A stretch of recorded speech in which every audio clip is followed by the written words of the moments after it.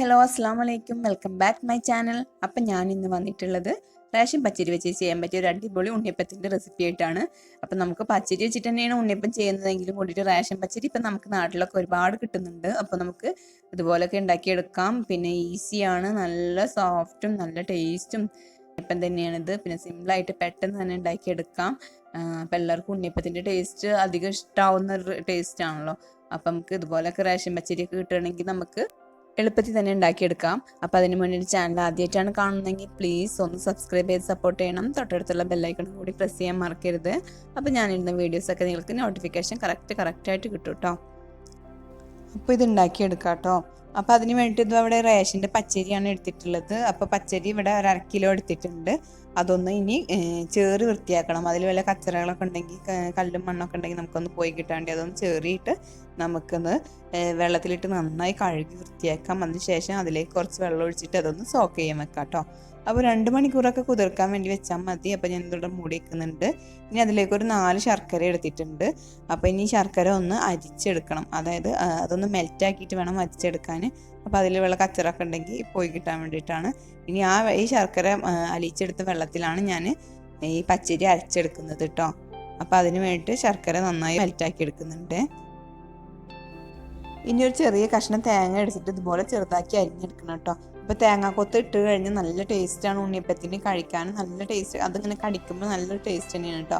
അരിയും ശർക്കരയും തേങ്ങ ഒക്കെ വരുമ്പോൾ അതിൽ നല്ല ടേസ്റ്റാണ്. അപ്പോൾ നമ്മുടെ അരി ഇതൊന്ന് കഴുകി എടുത്തിട്ട് നമുക്ക് മിക്സിയുടെ ജാറിലോട്ട് ഇടാം. എന്നിട്ട് അതിലേക്ക് ശർക്കര പാനി ഒഴിച്ചിട്ട് അതൊന്ന് നന്നായി അരച്ചെടുക്കാം കേട്ടോ. അപ്പോൾ അങ്ങനെ ആകുമ്പോൾ വെള്ളം കൂടുന്ന പ്രശ്നമൊന്നും ഉണ്ടാവില്ല നമുക്ക് ശർക്കര. അപ്പോൾ ആ വെള്ളം കൊണ്ട് വേണം അത് ചൂടാറിയ ശേഷം മാത്രം. ഞാൻ ചൂടാറിയ ശേഷമാണ് അരച്ചെടുക്കുന്നത്. ഇനി അതിലേക്ക് 1 ടീസ്പൂൺ നല്ല ജീരകം ഇട്ട് കൊടുക്കുന്നുണ്ട് കേട്ടോ. അപ്പോൾ ഇനി ഇത് നന്നായി ഒന്ന് അരച്ചെടുക്കാം കേട്ടോ. അപ്പോൾ അരച്ചെടുത്ത ശേഷം നമുക്കതൊരു പാത്രത്തിലോട്ട് മാറ്റാം. പിന്നെ അതിന് ശേഷം അതിലേക്ക് ഇനി ആവശ്യമുള്ള സാധനങ്ങളൊക്കെ ഇട്ട് കൊടുക്കണേ. അപ്പോൾ ഞാൻ ഇവിടെ ഒരു പാത്രത്തിലോട്ട് മാറ്റിയിട്ടുണ്ട്. ഇനി അതിലേക്ക് 1/4 ടീസ്പൂൺ ബേക്കിംഗ് സോഡ ഇട്ട് കൊടുക്കുന്നുണ്ട്. 1 ടേബിൾ സ്പൂൺ റവ ഉണ്ടല്ലോ, വറുത്തതോ വറുക്കാത്തതായാലും കുഴപ്പമില്ല, അതും കൂടി ഇട്ട് കൊടുക്കുന്നുണ്ട്. പിന്നെ ഒരു 1/4 കപ്പ് മൈദയും കൂടി ആഡ് ചെയ്യുന്നുണ്ട് കേട്ടോ. 1/4 ടീസ്പൂൺ ഏലക്ക പൊടിച്ചതും കൂടി ആഡ് ചെയ്യുന്നുണ്ട്. ഇനി നമുക്ക് നമ്മുടെ തേങ്ങ ഒന്ന് വറുത്തെടുക്കാം. അതിന് വേണ്ടി കുറച്ച് നെയ്യ് ഒഴിച്ചിട്ട് അതൊന്ന് നന്നായി ഒന്ന് മൂപ്പിച്ചെടുക്കാം കേട്ടോ. അപ്പോൾ ഒരു ബ്രൗൺ കളർ ആവുന്ന വരെ ഒന്ന് വറുത്തെടുക്കാം കേട്ടോ. അപ്പോൾ ഇതുപോലെ ഒന്ന് വറുത്തെടുക്കാം നമുക്ക്. ഇനി അതൊന്ന് നമ്മുടെ ഉണ്ണിയപ്പത്തിൻ്റെ ബാറ്ററിലേക്ക് ഒഴിച്ചു കൊടുക്കാം കേട്ടോ. അപ്പം നന്നായി ചേർത്ത് കൊടുക്കുക. അപ്പം നന്നായി ഇതായി ഒരു കൺസിസ്റ്റൻസിൽ വേണം നമുക്ക് ഉണ്ണിയപ്പം ഉണ്ടാക്കിയെടുക്കാൻ. അപ്പോൾ ഒരുപാട് ടൈറ്റും പാടില്ല, ഒരുപാട് ലൂസും പാടില്ല, ഈ ഒരു പരുവത്തിൽ വേണം കേട്ടോ. അപ്പം ഞാൻ ഇതിൽ കുറച്ച് എള്ളും കൂടി ഇടുന്നുണ്ട് കേട്ടോ. അപ്പോൾ കുറച്ച് എള്ളെടുത്തിട്ട് അതൊന്ന് കഴുകി വൃത്തിയാക്കിയ ശേഷം നമുക്ക് അരിച്ചിട്ട് അതിലേക്ക് ഇടാം കേട്ടോ. അപ്പോൾ എള്ളും ഒരു നുള്ളു ഉപ്പും കൂടി ഇട്ട് കൊടുക്കുന്നുണ്ട് കേട്ടോ. അപ്പോൾ എള്ള് ഇടുമ്പോൾ നല്ലൊരു ടേസ്റ്റാണ്, കടിക്കാനും ഒക്കെ നല്ല ടേസ്റ്റാണ്. തേങ്ങയുടെ എള്ളിൻ്റെ ഒക്കെ ടേസ്റ്റ് നല്ല വരുമ്പോൾ അടിപൊളിയാണ് കേട്ടോ. അപ്പോൾ നമ്മുടെ ഉണ്ണിയപ്പച്ചട്ടി നമുക്ക് കത്തിച്ചെടുക്കാം. അപ്പോൾ അതിലേക്ക് ആവശ്യത്തിനുള്ള വെളിച്ചെണ്ണയിലാണ് ഞാൻ ഉണ്ടാക്കിയെടുക്കുന്നത്. വെളിച്ചെണ്ണ ആകുമ്പോൾ അതൊരു ഒതൻറ്റിക് ടേസ്റ്റ് ആവും.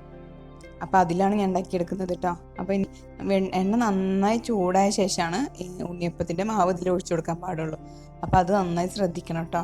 എണ്ണ ചൂടായാലാണ് നന്നായി ഇങ്ങനെ പൊന്തി വരുള്ളൂ. കണ്ടില്ലേ, ഇപ്പോൾ ഇതിൽ ഇങ്ങനെ വരുന്നത് പോലെ നന്നായി ഇളകി വരുന്നു. അപ്പോൾ എണ്ണ നന്നായി ചൂടായിട്ട് വേണം ഇത് ഒഴിച്ചു കൊടുക്കാൻ.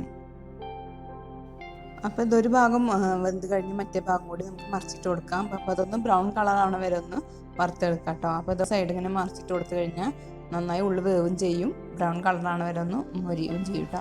അപ്പോൾ പുറമെ നല്ല ബ്രൗൺ ക്രിസ്പി ആയിട്ടും ഉള്ളിൽ നല്ല സോഫ്റ്റ് ആയിട്ടുള്ളൊരു ഉണ്ണിയപ്പമാണ് കേട്ടോ ഇത്. അപ്പോൾ നമുക്ക് സെൻറ്ററിലുള്ളതൊക്കെ ഒന്ന് മാറ്റിയെടുക്കാം കേട്ടോ. അപ്പോൾ സെൻറ്റർ ഭാഗത്തുള്ളതാണ് പെട്ടെന്ന് ആവുക. അപ്പോൾ അത് തിരിച്ച് മറിച്ചിട്ടിട്ട് നമുക്കതൊന്ന് മുരിച്ചെടുക്കാം. അപ്പോഴാണ് ഉള്ളൊക്കെ നന്നായി വേവുള്ളൂ. നല്ല ടേസ്റ്റാണ് ഇങ്ങനെ ഉണ്ടാക്കിയെടുക്കാൻ. എല്ലാവരും ട്രൈ ചെയ്ത് നോക്കണം. പിന്നെ എൻ്റെ വീഡിയോ ഇഷ്ടമായ പ്ലീസ് ഒന്ന് ലൈക്ക് ചെയ്യണം കേട്ടോ. പിന്നെ ചാനൽ ആദ്യമായിട്ടാണ് കാണണമെങ്കിൽ ഒന്ന് സബ്സ്ക്രൈബ് ചെയ്ത് സപ്പോർട്ട് ചെയ്യണം കേട്ടോ.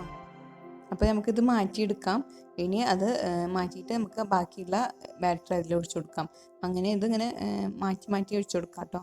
അപ്പോൾ നമ്മുടെ ഉണ്ണിയപ്പം ഇവിടെ റെഡി ആയിട്ടുണ്ട്. കണ്ടില്ലേ, നല്ല സോഫ്റ്റ് ആൻഡ് ക്രിസ്പി ആയിട്ടുള്ള ഉണ്ണിയപ്പമാണ്.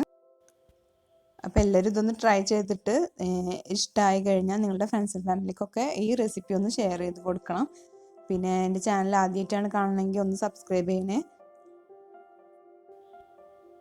നിങ്ങളുടെ ഫീഡ്ബാക്ക് എന്താണെന്ന് വെച്ചാൽ എന്നെ കമൻറ്റിലൂടെ ഒന്ന് അറിയിക്കുകയും ചെയ്യണം കേട്ടോ.